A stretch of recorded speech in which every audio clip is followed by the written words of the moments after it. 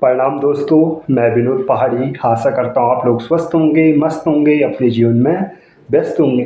तो दोस्तों, इस वीडियो के माध्यम से आज मैं उत्तराखंड की प्रसिद्ध लोक गायक स्वर्गीय श्री पप्पू कार्की जी के बारे में बताने जा रहा हूँ।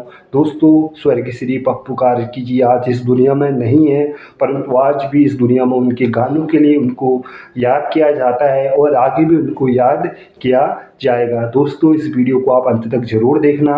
अगर वीडियो आपको अच्छी लगती है, मेरे चैनल को सब्सक्राइब, लाइक, कमेंट, शेयर ज़रूर करें, जिससे क्या होगा दोस्तों, मैं आपको इस प्रकार की वीडियो से रूबरू कराते रहूँगा।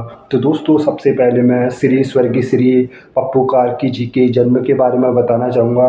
दोस्तों, स्वर्गीय श्री पप्पू कार्की जी का जो जन्म हुआ 23 जून 1984 को उत्तराखंड के पिथौरागढ़ जिले के थल गाँव में हुआ था। दोस्तों, इनके जो पिताजी का नाम था किशन सिंह कार्की तथा इनकी जो माता का नाम था कमला देवी था। दोस्तों, अगर मैं स्वर्गीय श्री पप्पू कार्की जी की शिक्षा के बारे में अगर बात करूं, तो दोस्तों स्वर्गीय श्री पप्पू कार्की जी ने अपने हाई स्कूल की शिक्षा अपने निजी गांव थल से ही की थी। दोस्तों, उसके बाद उन्होंने आगे की पढ़ाई को छोड़ इसलिए दिया क्योंकि दोस्तों वो एक गरीब परिवार से आते थे, मतलब एक गरीब परिवार के बिलोंग करते थे, ताकि वो आगे की पढ़ाई नहीं कर सकते। तो अपने घर की दोस्तों आजीविका चलाने के लिए वह दिल्ली चले आए।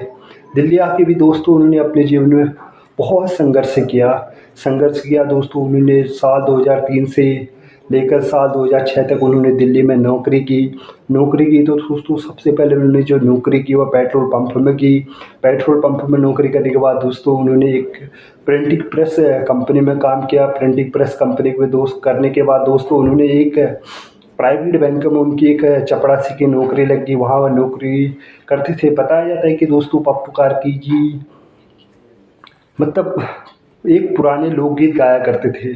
जो अपना पहला लोकगीत गाना गाया है दोस्तों, फौजे की नौकरी माँ, साल 1998 में यह उन्होंने गाना गाया था। तो दोस्तों उन्होंने वो दोस्तों उसके बाद उन्होंने विभिन्न गाने गाए।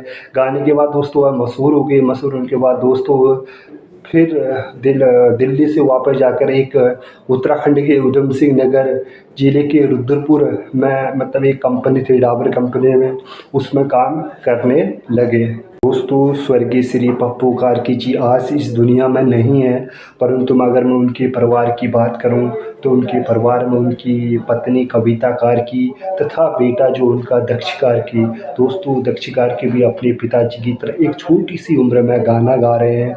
दोस्तों, मैं आपको बताना चाहूँगा, जिससे भी हमारे दिल में लगाव हो या दिल से हमारा प्रेम हो या प्रेम से जुड़ा हो दोस्तों, उसको हम दुनिया के किसी भी कोने चले जाए, दुनिया के कहीं भी चले जाए, या फिर बोला आकाश में एक तारा बनकर भी क्यों ना रह जाए दोस्तों, उसको हम भुला कर भी नहीं भुला सकते हैं। दोस्तों, ऐसा ही एक पिथौरागढ़ के बेरीनाग जेजीआई स्कूल में देखने को मिला दोस्तों, जहाँ स्कूल के विद्यार्थियों ने स्वर्गीय श्री पप्पू कार्की जी की याद में एक सुंदर प्रार्थना प्रस्तुत करके दोस्तों उनको एक शानदार श्रद्धांजलि दी दोस्तों। दोस्तों, मैं आपको बताना चाहूँगा, पप्पू कार्की जी ने अपने खराब समय में भी उत्तराखंड में लोकगीत गाना गाकर उत्तराखंड के लोगों को के दिलों में बहुत जगह बनाई। दोस्तों, स्वर्गीय श्री पप्पू कार्की जी की उस घटना के बारे में बताने जाऊंगा जिसमें उनकी मौत या बोले मृत्यु हो गई थी। दोस्तों, एक बार क्या हुआ था कि पप्पू कार्की जी पिथौरागढ़ के थल में रहते थे।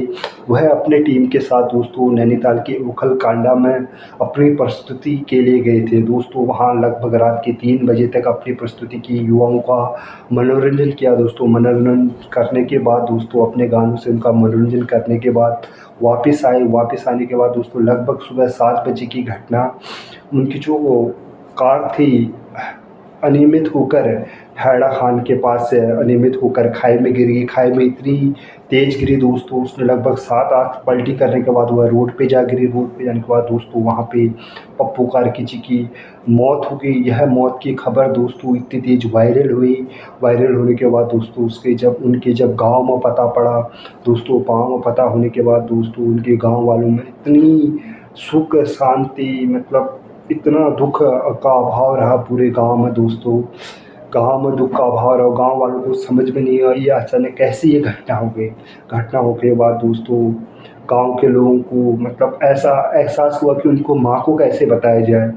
माँ को तो कुछ पता नहीं था क्योंकि दोस्तों 4 दिन पहले उनकी माता उनके पोते दक्ष कार्की का जन्मदिन हल्द्वानी आई थी, तो हल्द्वानी जन्मदिन मनाया। उसके बाद वो अपने बेटे थल चलेगी, अपने गाँव चलेगी। गाँव जाने के बाद दोस्तों उनको मतलब गाँव के लोगों को एहसास ही नहीं हुआ हम कैसे उनकी माता जी को बताया जाए। दोस्तों उसके बाद उनकी चाचा जी, चाची, चाचा और गाँव के लोगों द्वारा उनकी जब माता जी को बताया गया दोस्तों, तो पप्पू कार्की जी के मतलब माता जी की होश उड़ गई दोस्तों। होश उड़ने के बाद दोस्तों उनकी मतलब यूँ कहा जाए उनकी मतलब बेहोशी की हालत हो गई दोस्तों। बेहोशी की हालत होने के बाद दोस्तों एक माँ ही जानती है अपने उस बेटे के कलेजे मतलब बेटे के कलेजे टुकड़े जाने, क्योंकि दोस्तों लगभग उनके पिताजी की भी मृत्यु हो चुकी थी और उनके बड़े भाई की भी सड़क दुर्घटना के कारण मृत्यु हो चुकी थी दोस्तों। उसके बाद दोस्तों जैसे ये खबर उनकी माताजी को पता चली, पता चलने के बाद दोस्तों उनकी माताजी बेहोश सी हालत में हो गई। हालत में होने के बाद दोस्तों जैसे ही उनको होश आता था, वह दहाड़ते पुकारते अपने उस बेटे का नाम लिया करती थी दोस्तों। दोस्तों नाम लिया करती थी, क्या करें मजबूरी थी क्योंकि एक दिल का चिराग था, दिल का टुकड़ा था। गाँव के लोग उनको समझाने लगे, जैसे ही होश में आती थी उनकी बेटे मतलब जितने भी उनके गाँव के लोग थे उनको सिखाते समझाते दोस्तों। बट कलेजे का टुकड़ा चले जाने के बाद दोस्तों एक माँ, जिस माँ ने उस बच्चे को 9 महीने पाला हो और जीता जागता देखा हो और उत्तराखंड का एक प्रसिद्ध कलाकार, लोक गायक कलाकार के रूप में आगे बढ़ने अपने आँखों से देखना जाए, वही कलेजा का टुकड़ा अचानक एक सड़क दुर्घटना के कारण उसकी मौत हो जाए। दोस्तों बहुत दुख होता है दोस्तों।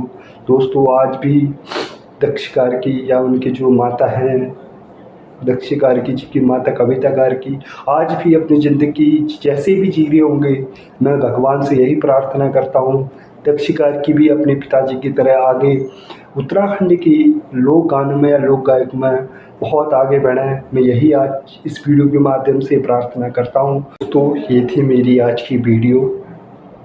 आज मैं अपनी बात को यहीं समाप्त करता हूँ। आप सभी लोगों को मेरा प्रणाम।